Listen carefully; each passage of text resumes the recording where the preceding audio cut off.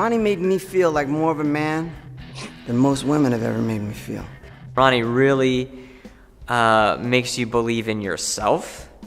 Ronnie's slogan is, do your best and then take a big rest. Done.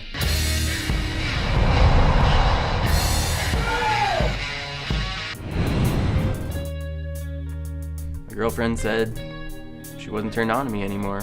She said I wasn't warm and cuddly enough. And then she left me for a comic book writer. Donut up. Hi. Now control drop into your face. I used to go about my day spending tens, even hundreds of calories doing just regular daily activities like lying down, brushing my teeth, reading a book. Now with the Slob 90X program, I can do these things in a lazy, almost catatonic way. SLOB stands for slow, lazy, ordinary body. In just 90 days, I can help you become a computer nerd, a party animal, or just a plain old lovable slob.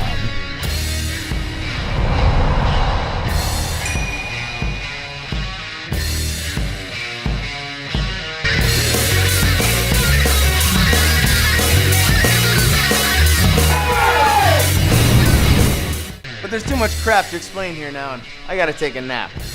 So get yours today, and we'll send you the entire Slob 90X 12 DVD set, plus 4 bonus DVDs. Don't be miserable and muscle-bound. Be a slob now.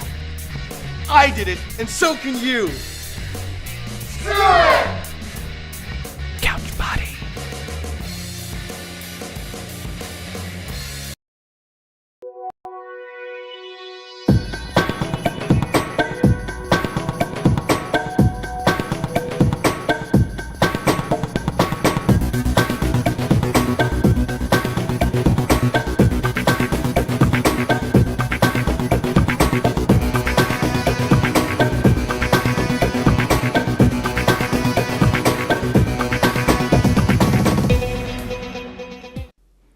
Hello and welcome to Lunch Therapy. I'm Joel Marshall. This is Interview Friday, so we have a great guest today. We have Mark Christopher Lawrence. A lot of you know him from the show Chuck. Really looking forward to having him on the show. Ray reacts to everything. I've been on the program for years. Excellent, Ray. I love having you here. Let's get into the show. This show is called Lunch Therapy. For those of you that don't know, this is a place where you take a break from the crap that's going on in the world. And on Fridays, we bring on interesting people to talk to us. And today is, of course, no exception. Ladies and gentlemen, Lunch Therapy. I'm gonna get myself a modem. I'm gonna get myself a modem. I'm gonna get myself a modem. I'm gonna get myself a modem. I'm gonna get myself a modem. I'm gonna get myself a modem.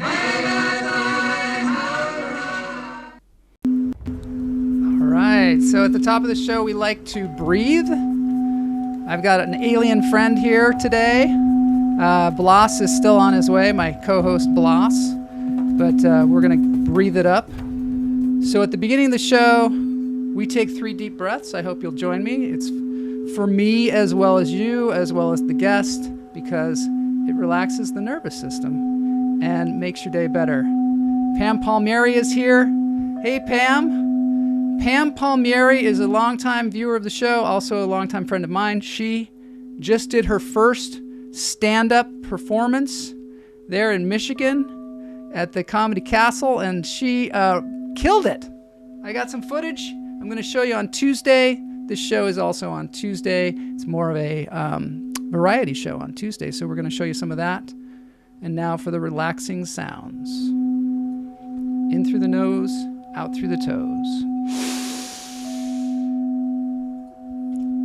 Hold it. Let it go.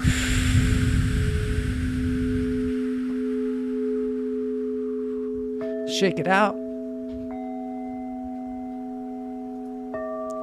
This is even good for aliens. Breathing is good for aliens as well. Time before the second. That's right. The first time is always the time before the second. Unless there is no second, and there better be a second, because you were killing it. In through the nose, out through the toes. Hold it. Let it go.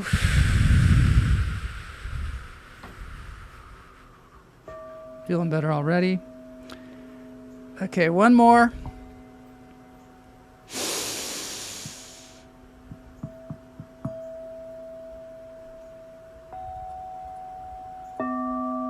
And let it go.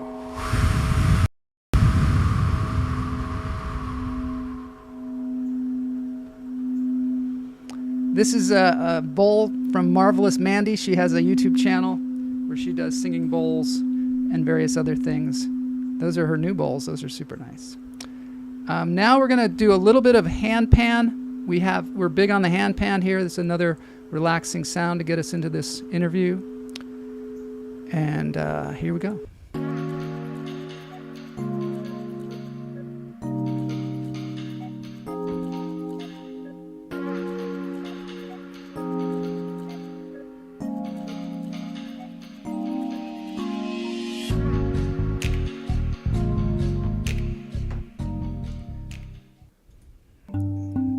This is Earth Resonance. I asked them if I could play this on the show because it's delightful.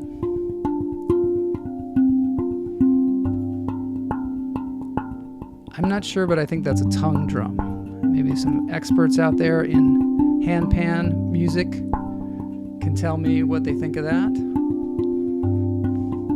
I don't have one, but I really like handpans, so I started playing saucepans. It's just not the same. It's not the same at all. Start playing some other cookery. I don't know if anybody can get me hooked up with a handpan out there. Really appreciate it. You can donate to the show. You can become a Patreon. Please subscribe. Please engage in the chat room. If you have any questions for Mark, please put them in the chat room. I feel like the alien guy is sort of mocking me right now. I don't know. He seems to be like mouthing the words, everything I say. It feels weird.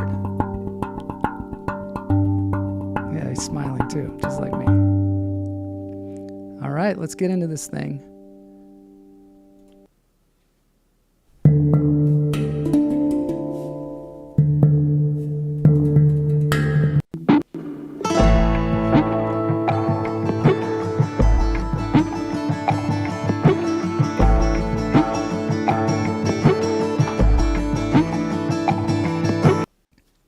You guys are a lot of fun. A lot of good-looking people in here tonight. Good-looking. It's nice to see good-looking people, especially right down front. I did a show the other night. It was a room full of ugly folks.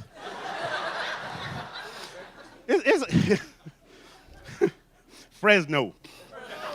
Spent the whole year in Fresno one night.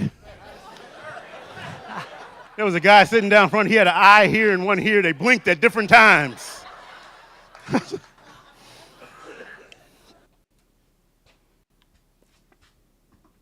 All right. Yeah. Mark, welcome to Lunch Therapy. So great to have you here. Thanks for having me, Joel. Oh, that's good. I have been studying your career, and it's just, I mean, you have like the ideal career of an entertainer, I think, and it seems like you've kind of crafted it. Can you tell us something about, like, you started out, you grew up in Compton, right? I mean, that's the name of your dry bar special, Clean Out of Compton. What was that like growing up in Compton? Can you tell us about it? Well, we moved there in '69, so we were the second black family on our street. And, that was very different from today. Today it's mostly Latino in that neighborhood. It was rural. My mother's from rural Louisiana, so that's why she moved there. There was a high school 2 blocks away, and the summer that we bought the house there, they rezoned, so it was Linwood. And so the Linwood border ran through our backyard. The fence in our backyard became the border, so we were in Compton. Yeah. And my brother had to be bused to school across town to Dominguez High School, which is where I ended up going. But by '74, all the white families had moved out. There was a thing called white flight. And, that's when the news started putting all this stuff about Compton being, gang territory and this, that, the other. And it's just like any other city. This street is bad, a couple streets over is good. You know what I Yeah, mean? Los Angeles is sort of So, like that, like we were driving yeah. downtown the other night and there was things on fire. It looked like a war zone someplace downtown, and then we turned the corner and there were all these people in tuxedos getting hors d'oeuvres served to them. So it's just such a strange thing. You can just turn the corner and it's just totally different. I mean, that's kind of one of the things that's fun about Los Angeles as well, is that you just never know what's going to happen in Los Angeles. So many different things. You see behind me, I have the Magic Castle. I don't know if you've ever been to the Magic Castle, but I love the Magic Castle. Lot. Yeah. You strike me as somebody who might be interested in going to the Magic Castle for sure. Do you? Yeah. So I ran follow spot one year for a magic show, and our lighting designer and set designer, he David Duchovny was his name. He comes from a family of quick change artists, so that was the first time I went to see him do his quick change, and he did a 10-minute bit of Oliver Twist, and it was brilliant. Really? And so I was hooked on the Magic Castle after that. Yeah, I love the Magic Castle. There's so many great performers there, and it's got such a great tradition. I just love it. So when you started out, though, did you know that you want to be an actor, want to be a comedian when you were in Compton growing up? Not necessarily. I had an English teacher in 10th grade that got me involved in speech and debate, and I thought I was going to be a lawyer. But she introduced me to a guy, Perry, who put me in my first stand-up show. Well, it was a variety show, and he coached me on one of my speeches, and he said, "You're funny. You should do comedy." And he gave me 3 minutes on his show at USC, and right after that, I ended up going to the Comedy Store in Hollywood and doing potluck, and got on. And Louis Anderson said to me, "Hey, you got something there, kid. You keep writing." I was in the 11th grade. You were in the when it 11th started. grade. Wow. So you were doing forensics, right? Which is like debate. Yeah. Is that right? Yeah. And Yeah. you were competitive in that. Yeah, I didn't debate. I did individual events, speech to entertain, oral interpretation of literature, that kind of thing, and ended up at USC on a debate scholarship doing individual events. That is so cool. So while you were in USC, were you majoring in theater? So I was there for a year, and I took a voice class for speaking and centering, and the instructor talked me into auditioning for the acting program, the VFA acting program, and I got in. So, that changed my graduation because I was already a junior at that point, and started working professionally the same year. Wow. You Anthony and Cleopatra, was that the first play that you did? Professional play? That was my first professional play. Yeah, in fact, they gave me an equity contract, in that play, and Really? and it was great because my acting took a leap. Being on stage with John Goodman and Kyle Secor, Mitch Ryan, Rosalind Cash, who I adored, CCH Pounder. CCH Pounder. Yeah. Yeah, What a great cast. my Unbelievable. acting just leaped after that. Yeah. So did you think of yourself at that point as a serious Shakespearean actor, and that's the road you were going to go down? Or were you always thinking about this sort of multi-pronged performance that you do? Well, once I committed to that program at SC, it's a 4-year program. They put me in as a sophomore. Once I committed to that, they basically taught you the classics. They taught you to be an actor, a stage actor is what that program is about. And you really develop your craft. So I can work anywhere. I can do Shakespeare. I can do Moliere. I can do Chekhov. Brecht. I can do all that stuff. So my goal was just to continue to work as an actor, and I didn't care what it was. It wasn't like I planned to just do TV or film. Yeah. I just wanted to continue to work, and I think my career is as I look back, is indicative of that. Yeah, I think so. You've done a lot of August Wilson as well, right? The piano lesson, Yeah. fences. Yeah, I did piano lesson and fences and did readings of all the plays. Yeah, I want to do more August Wilson because that stuff is so rich. so And I great, always isn't it? tell people, if you just say the words, you're halfway there because the writing is so brilliant. And I think people have slept on him. Did you get an agent or get representation right from that play? Like when you got into equity, how did that happen? How did the rest of your career start? No, one of my debate coaches at USC had a friend who is an agent, and he brought her to see me in the first play that I was in at USC, and she signed me after seeing me in the play. Wow. And in fact, she runs. After a year, she left the agency and took over the children's department at what is now my commercial agent. And Oh, so wow. so we're still in touch. Yeah. Oh, cool. So you started doing sitcoms. Excuse me. Did you start doing sitcoms out of stand-up comedy, or did stand-up comedy propel your career in that direction? No, I think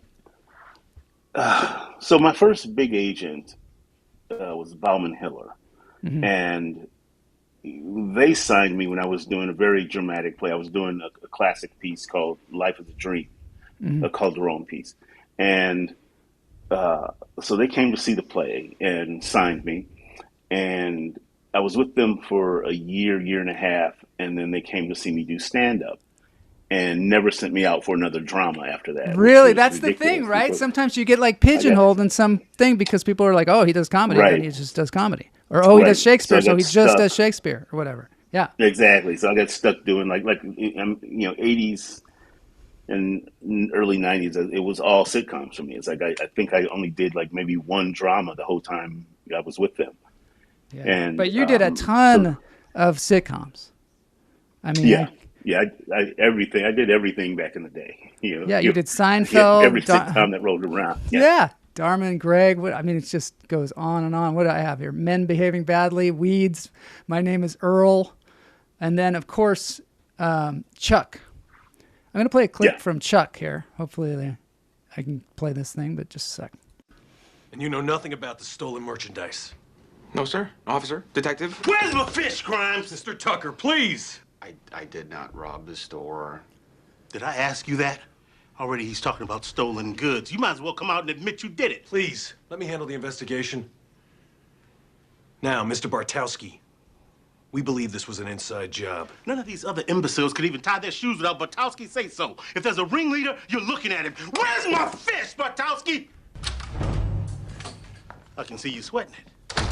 So, you ready to tell us what happened here last night? I'm telling you guys, I have no idea. Fine. There's other ways to make you talk. Time to send you back to Gen Pop. He sung like a canary. Thanks for the info, Chuck. John Casey, you're next. One sec. What, can't fit the police into your social schedule? Get in here now! Or you and I are taking a trip downtown. You have a second, Mr. Casey? We'd appreciate it.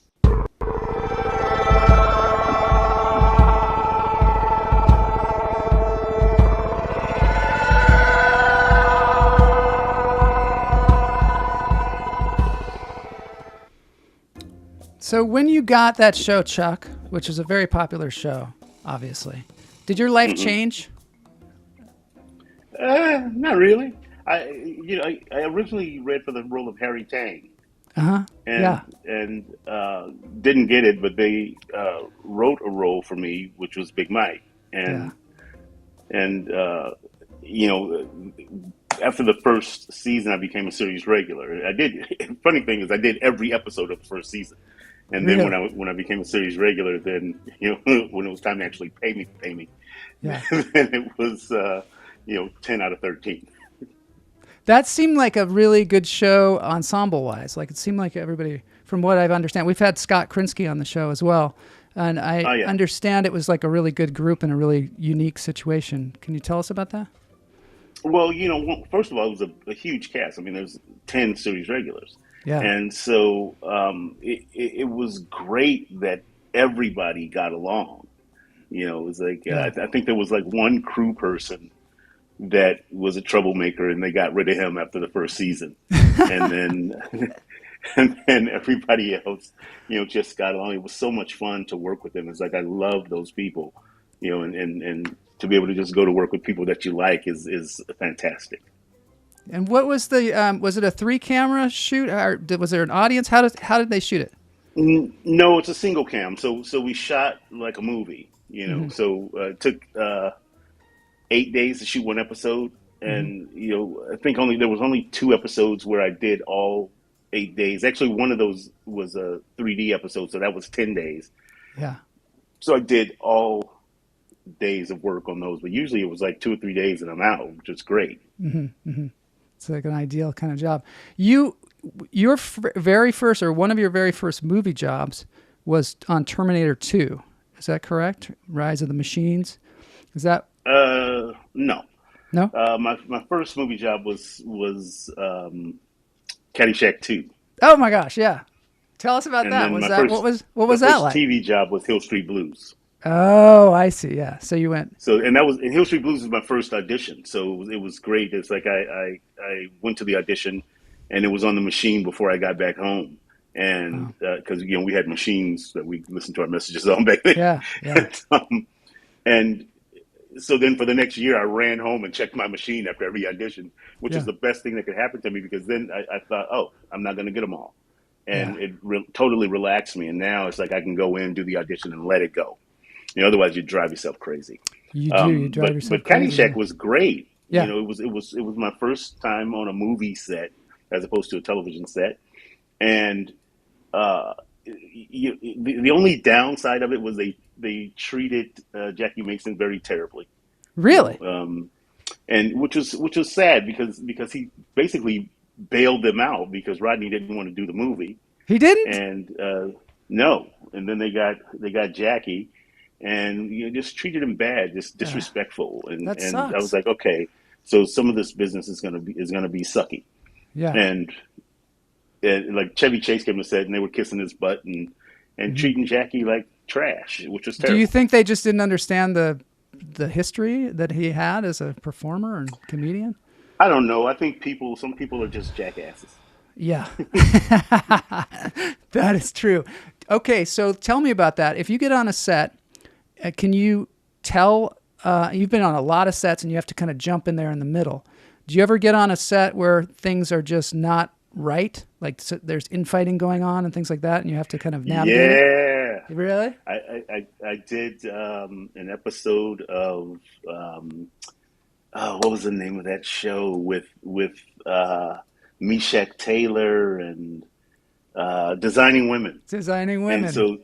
And they were having big fights. It's like the tension was palpable. It's like you walk in and you could just feel it. It's like, ooh. And I remember saying to Meshach, I said, man, how do you work like this?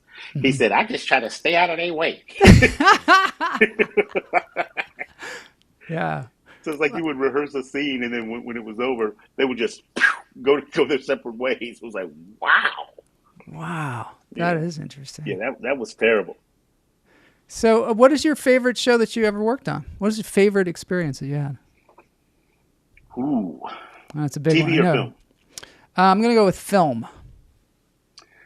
Film, it has to be Terminator 2. I mean, Terminator 2 Really? changed the way we watch movies, and I was just fascinated by the work. And James Cameron was so meticulous. He, knew exactly what he wanted to see. And I was supposed to work 2 days, ended up working 6 weeks. And he would come to me and say, hey, what would you say right here? And I'd say something and go, yeah, come on. And he just, kept me working. And it was, at the time, it was the biggest thing that I'd ever done. Mm-hmm. Like, for example, like Hill Street Blues changed the way we watch television. Like cop shows today are patterned after Hill Street Blues. Definitely. Terminator 2 changed the way we watch movies because of the special effects. Mm-hmm. And that morphing at the time was $10,000 a second. Yeah. And the only place that had been used prior to that was Michael Jackson's video. Yeah. The black and white video. And but just to be on a set of that scope with, Arnold Schwarzenegger at the time was the biggest star in America, if not the world. And it was fantastic to just watch the work happen. Yeah, the seeing the film, I remember going to see the film when it came out, and how it just blew everybody away in the theater. You could just feel it, and you felt like movies would never be the same after this thing. On the set, a lot of times when there's a lot of special effects, you don't have the idea of what it's going to look like in the end. Was it confusing to people that were on this very innovative set? Not really, because James is very, very clear as to what he wanted to see, so you knew exactly what he wanted. You know what I mean? A little known fact: when you watch the Rodney King beating video, in the background there's these big lights way in the background. That was the Terminator 2 set. You're kidding me! You're kidding me! Oh my God, that's so wild! What a juxtaposition of history. Yeah, essentially. Yeah. Yeah, I tell you, the best thing about it was there's a thing called craft services. Yeah. And it was probably the best craft services ever, because like three in the morning you would smell like, man, what does that smell? And it would be like this place called Oak and Smoke. It was like this barbecue place. They would be out there smoking brisket and ribs. Nice. And it was so good. What about Stephen Bochco? Did you work directly with Stephen Bochco when you were on Hill Street Blues? I know it's a while ago. Oh, I don't remember. I don't think so. I don't think he directed the episode. Mm-hmm. Again, that's like somebody with some really intense ability to craft language. Oh yeah. I think I've worked on some of his other shows over the years, but I don't think I worked directly with him. And then what about McG and the Chuck? Is he like somebody who's, is he somebody who crafts the whole environment, or what is that guy like as a director or a producer, even showrunner? Well, I guess the one thing about television, the writers really control a lot of what you see. It's in the script, and so McG was just very good at making it look fantastic, and so he directed the pilot. And no, Robbie Duncan.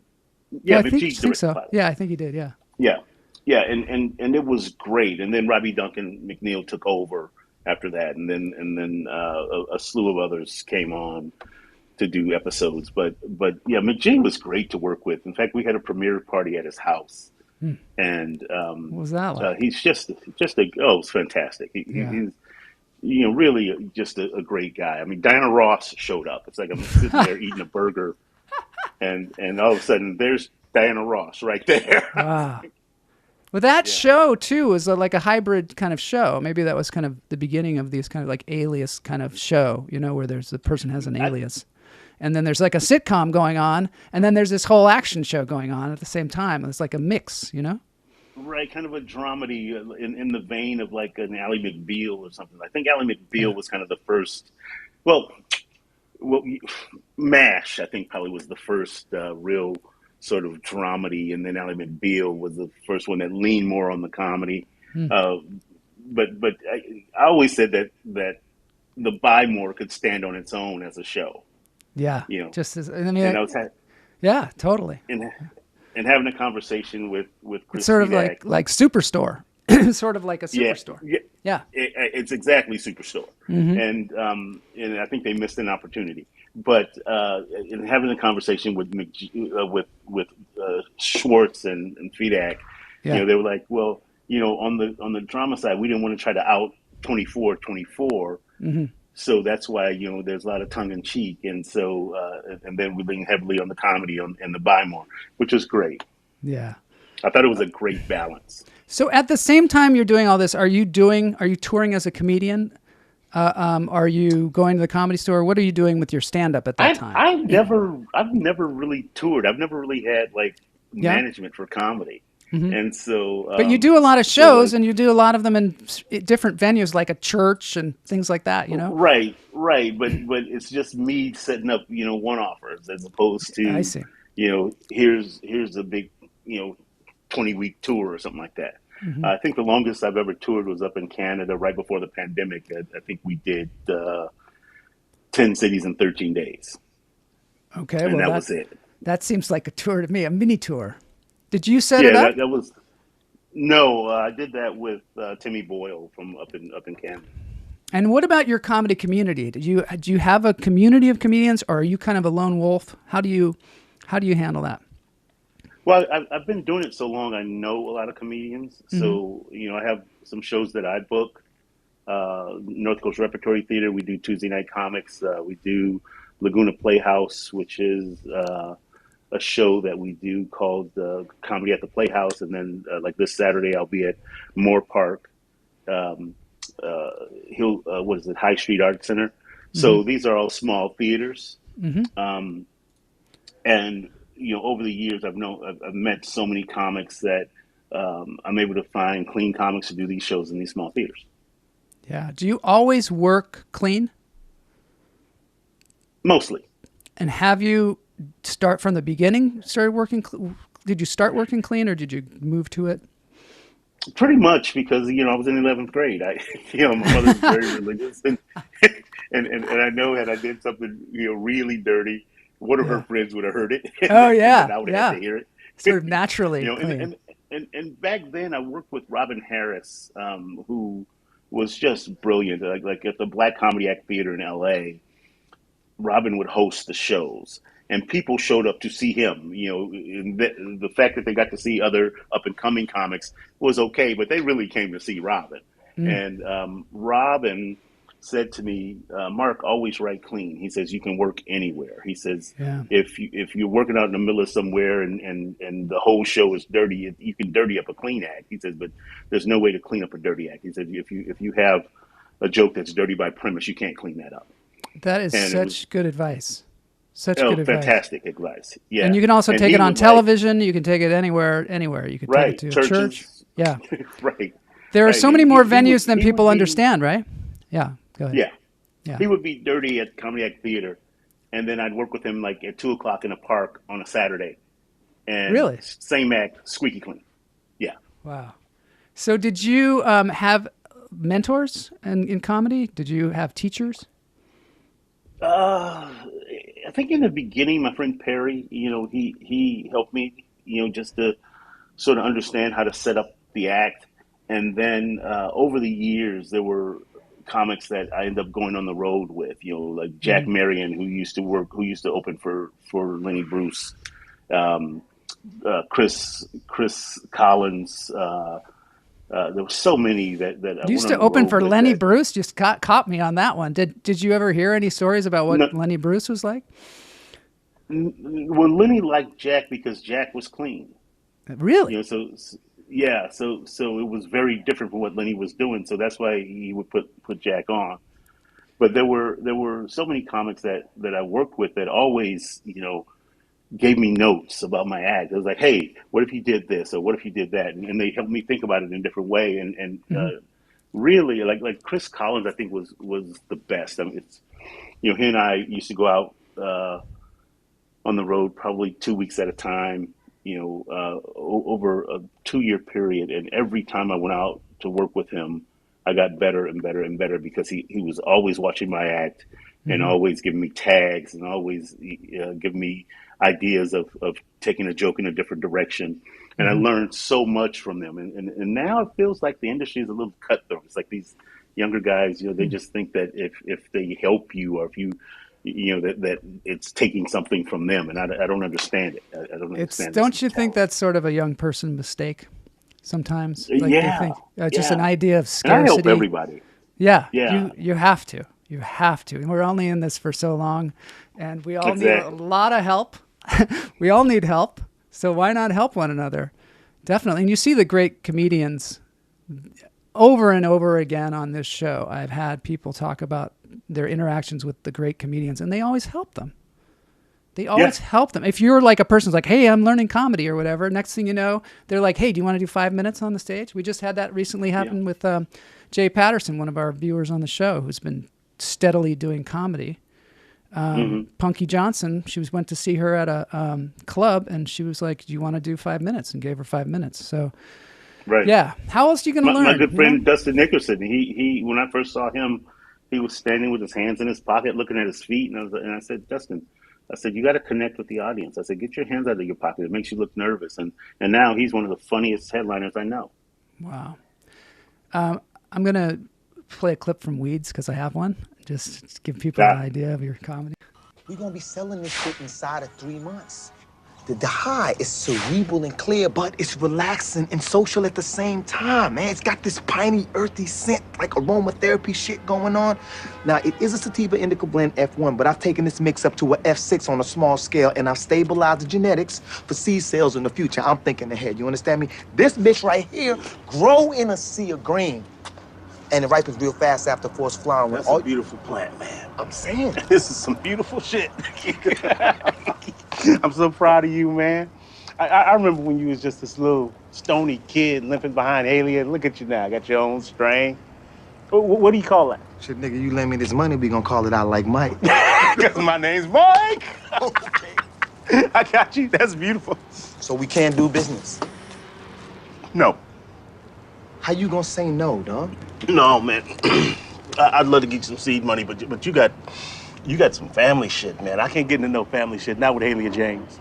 Dude, hell, you ain't got to know nothing about what we doing. Oh, man, we in a small town. We're in an even smaller business. And if there's one thing we all know about your auntie, she's up in everybody's everything. And if she don't want you to grow now, she probably got her reasons. Look, man, go talk to her, right? Extend the peace pipe. Get it? Peace pipe.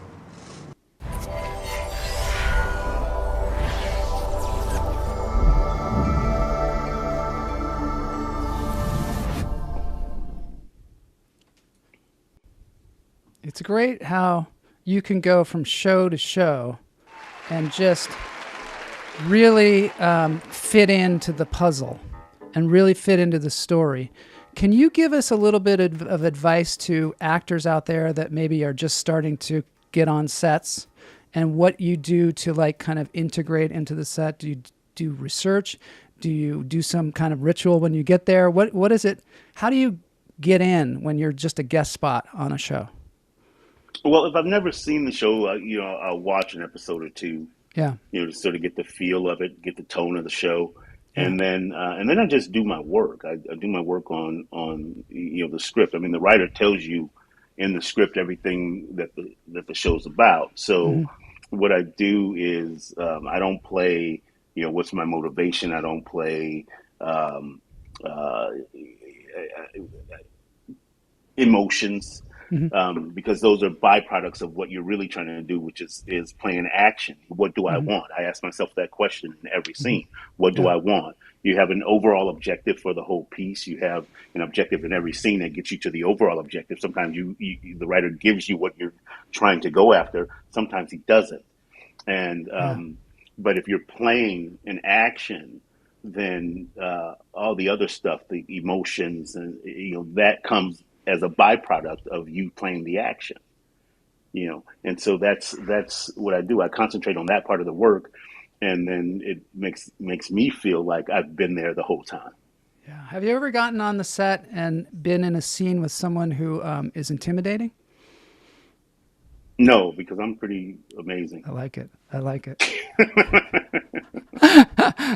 Yeah. So I'm going to play this from Pursuit of Happiness, which is a great movie. Wayne, I needed to get that $14 from you. I thought I didn't know you that now. What? Why? Why what? Why would you think you don't owe me my money? I helped you move. You drove me 2 blocks, Wayne. That's 200 yards. It's been 4 months, Wayne. I need my money. I need my money right now. Hey, man, I don't have it, man. Wayne, I'm go sorry, get my I money. really don't. Get Wayne, get my money. Man. It's $14, man. You all over It's my $14. Go get my money. all over me. $14. Get my money, Wayne.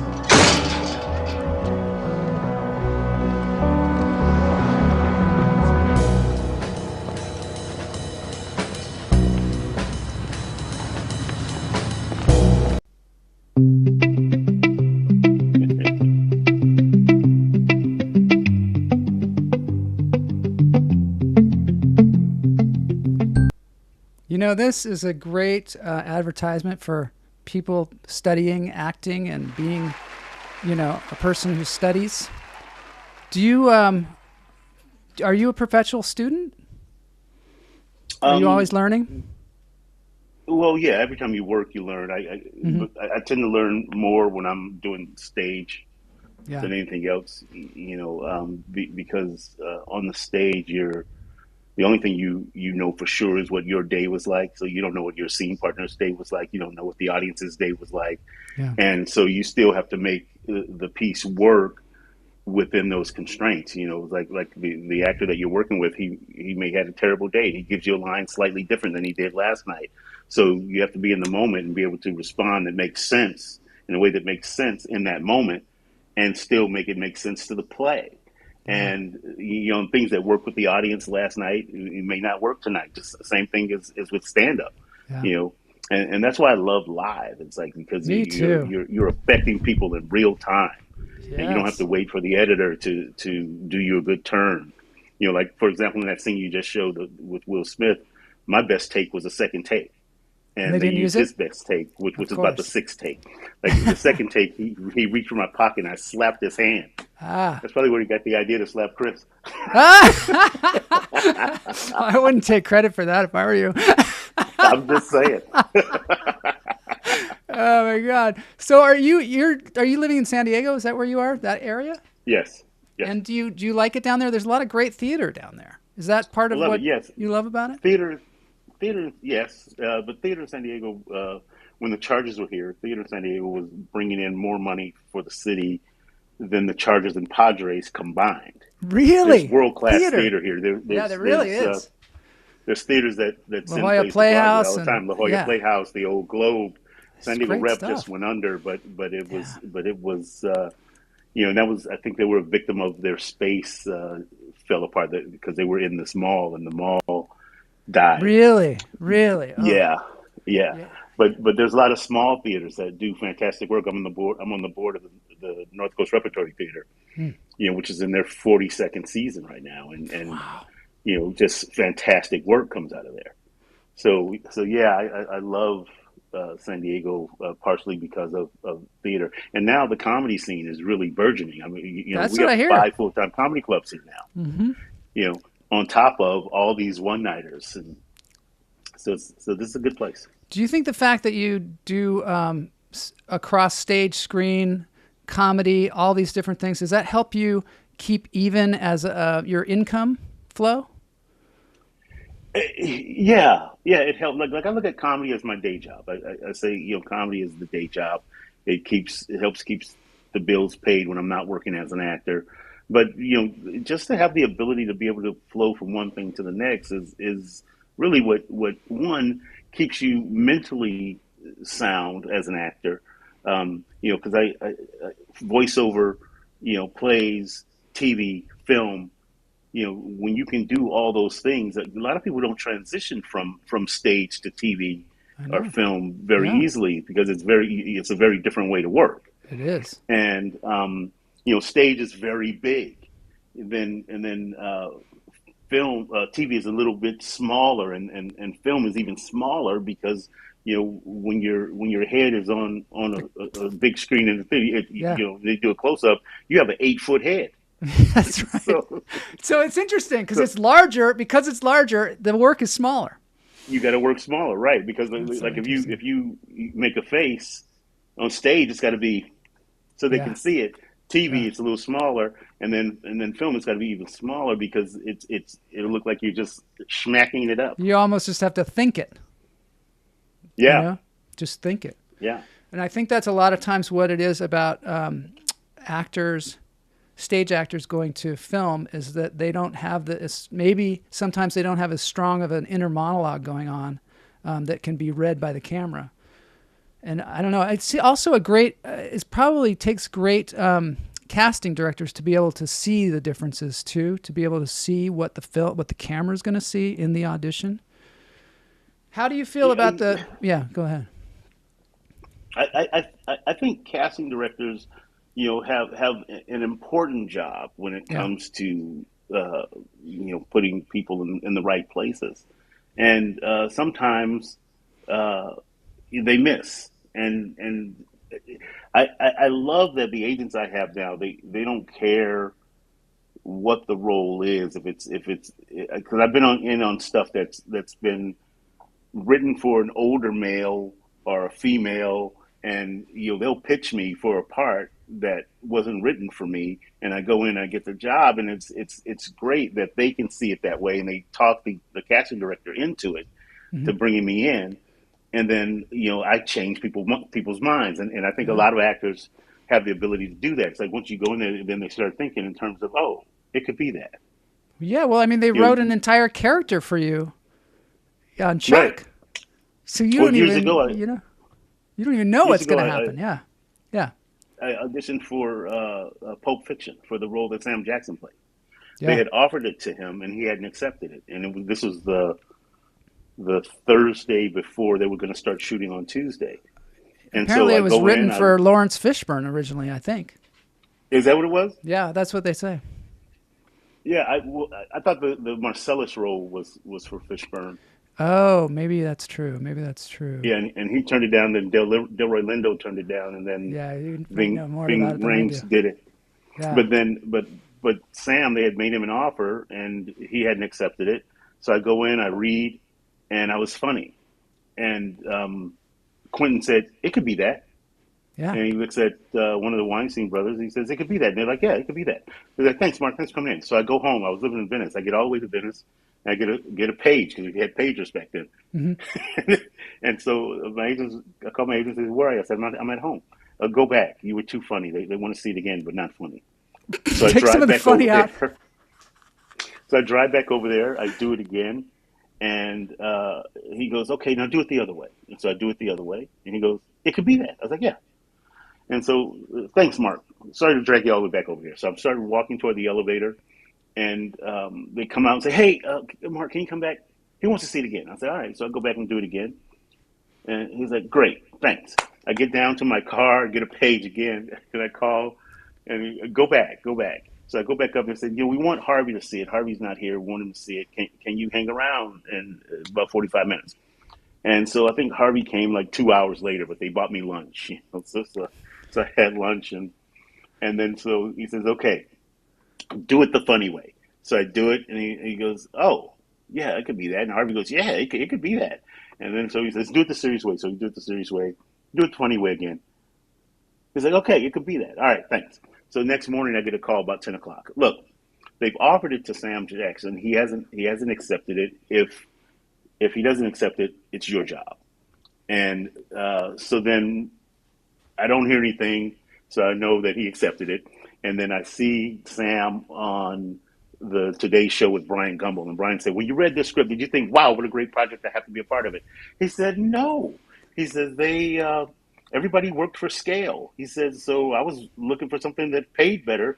And then they called me and said, "We found somebody we like. Do you want the job or don't you?" And he said, so I took it. Wow. And you're like, ah. So how did that set you back at all as far as how did that make you feel? You seem to be somebody that's very even keel and doesn't have a lot of mental issues. But what did that feel like? The only bummer of it was that that year I was second choice for that role. I was second choice for Bubba and Forrest Gump, and I was second choice for the cop in The Crow. Oh, and man. So I told my agents, "Look, I don't want to know if I'm second choice. I want to miss it by a mile." I work with the teacher Ivana Chubbuck, and she talks a lot about bringing humor to things that are dramatic. And she says that when she coaches people, it's the thing that brings it to the next level. And that a lot of times the director even doesn't even expect it, but then they're like, "Do more of that." Right. Do you find yourself doing that, bringing comedy, or are you just naturally funny, so it just shows up? I'm naturally funny, and I think my first instinct always, if there's something that's funny in there, to me, it always pops out. Mm-hmm. I was doing a Touched by an Angel, and the director told me, "Don't be funny." And the funny thing was, it was me and another comic, whose name is escaping me right now. Mm-hmm. But she said that to both of us. Hey, because we were in all the scenes together. Yeah. And he said, "Hey, stop being funny." And we were both like, "Well, why'd she hire us?" Because they hired us off of our tape, and my tape was all funny at the time. And so I was like, "Why'd you hire me if you didn't want me to be funny?" And And then during the pandemic, I get a call from Tyler Perry's people, and they bring me in for a role. And when I they just offered it, and when I talked to the producers, she says, well, we hired you because she says, one, I've been a big fan for years. She says, and then, when this role came up, I thought you would be great in it, and I knew you would bring something funny to it, and it's a drama. So, Yeah. and she was right. I think it's important. I think sometimes people don't recognize it when they see it. And you see lately, I've noticed shows like there's a show called Silo. I don't know if you've seen it. It's a science fiction show, and it's very dark, but it needs some comedy. It needs a little bit of that because it keeps the contrast of comedy and this kind of dour situation. I think it's super important, and they have these actors that can do it. Spoonful of sugar. But yeah, you gotta do something about it. Okay, I have this trailer. Go ahead. That's like 48 hours. Yeah. By the time you see Eddie Murphy, you need a laugh. Yeah.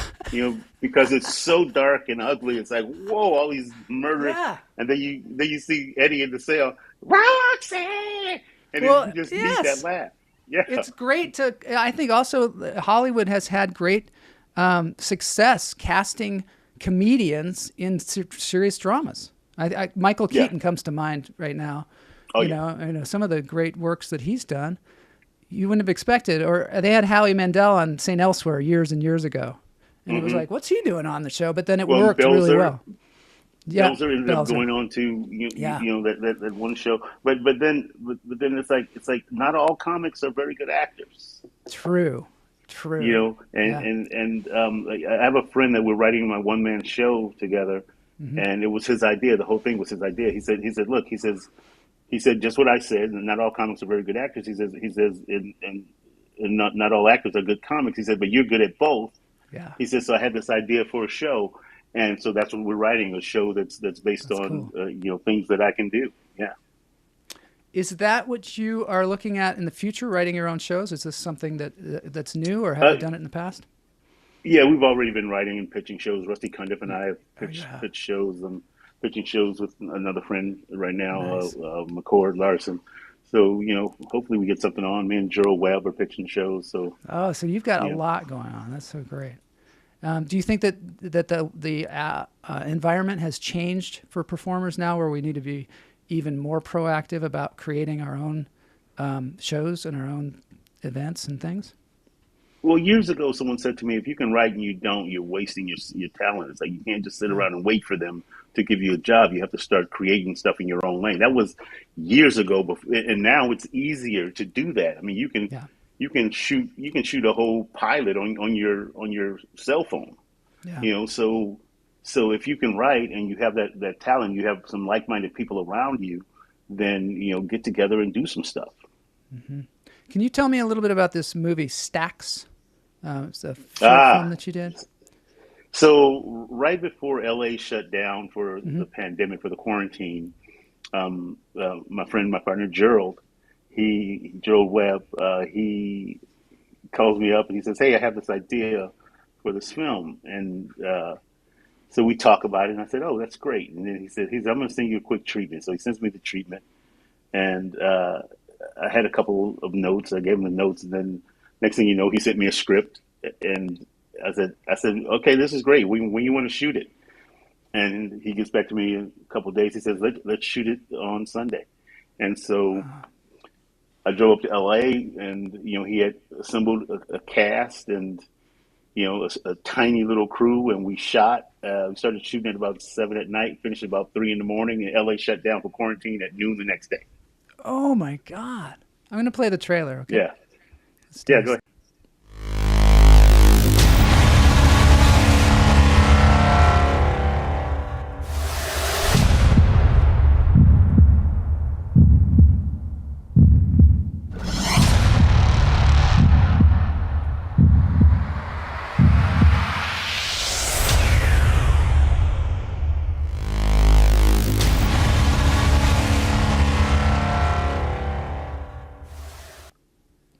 It looks pretty ominous. Looks like we had some budget, huh? Yeah, it really does. That's the other thing, being able to really just dive in there and do it, and also being ready to go. being a performer, knowing people that can deliver is a really important thing, and then being able to like shoot it and everything. That's cool. Yeah, so you want to? That was Gerald's directorial debut, and it's won a bunch of awards. I was nominated for an Emmy for it. Yeah. As an actor, it's really a good film. It's 7.5 minutes, so if your listeners are of the mind to go check it out, it's very good. Where can you check it out? Do you know? I tried to find it. It's on YouTube. Oh, it is. Okay. Boy, Yeah. I'm not very good at finding it, I guess. Well, I went to the you have to put website it and in- everything. You have to put it in with the dollar sign. Oh, with the dollar sign. There you go. Okay, that Yeah. makes sense. And I think you can go stacksmovie.com and to see it as well. Yeah, but there's it's on like. YouTube. Okay, cool. You have your own website as most comedians do, so people can go here and take a look at like there is a link where you can find out things. Do you think there's going to be another Chuck movie? I mean, a Chuck movie, not another Chuck movie. I always feel like the ship has sailed on that one, because Warner Brothers is not seeming to show any interest, and Zach wanted to do it, and if I feel like if they were interested, it'd be done by now, but you never know. We'll see. Yeah, Hopefully, you never know. I know I was in my acting class the other day, and this actress said to me, "Have you ever seen Chuck?" And I was like, "Yeah," and she's like, "I am watching the whole thing right now and just loving it." So you never know. Good. Also, I think with the strike that's going on, maybe they're repurposing a lot of shows from the past and putting them in places where people are watching them, which works against us, I guess. Yeah. But resurgences. The Chuck fans were incredible. I mean, it was because of them that we ended up doing 5 years, and NBC never really wanted the show. So every year they would wait to see if they picked up any of their stuff before they gave us a pickup. And then, by the third season, we had lost most of our original writers. And, by the fifth season, there were only 2 original writers left. But it was fun to do that show, and the variety of people, the wide range of ages, and is really incredible when I go out to do comedy and people show up because I was on Chuck. Yeah, it's helpful, huh? And also, I think there was just really good chemistry among the cast. I mean, it just shows through. Yeah. It's like, and it's sort of like that 40-year-old virgin kind of feel too. You know what I mean? Like this great group of like misfits working for this company. I love it. All right, so at the end of the show, we dance. I mean, you don't have to get up and dance or anything. We're just going to enjoy a song. This is basically the Chuck theme song. I was like, what is that song? So I found somebody covering that song. And thank you so much for being on the show. I really appreciate you being on here, Mark. And it's great to see someone of your just incredible talent and work ethic on the show. And it's super inspiring, I know, for me and for the viewers. So thank you so much. Thank you. All right, let's do it. Let's dance it out.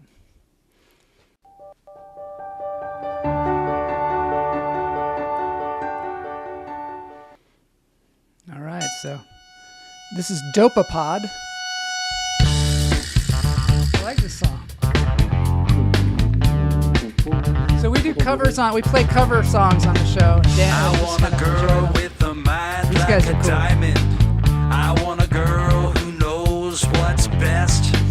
I want a girl with shoes that cut and eyes that burn like cigarettes. I think this is one of those quarantine. I want a girl with the right allocation to his fast and thorough and sharp as a tack. She's playing with her jewelry. She's putting up her hair. She's touring the facility and picking up slack. I want a girl with a short skirt and a long jacket.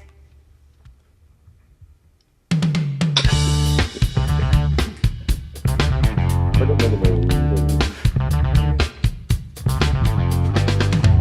want a girl who gets up early. I want a girl who stays up late. I want a girl with uninterrupted All right, thanks, hummingbirds, for being here. Thanks, Mark. To cut through red tape. We'll see you all next week. That shine like justice, and a voice that is dark like tinted glass. Thank you, Joe. She is fast, thorough, and sharp as a tack. She is touring the facility.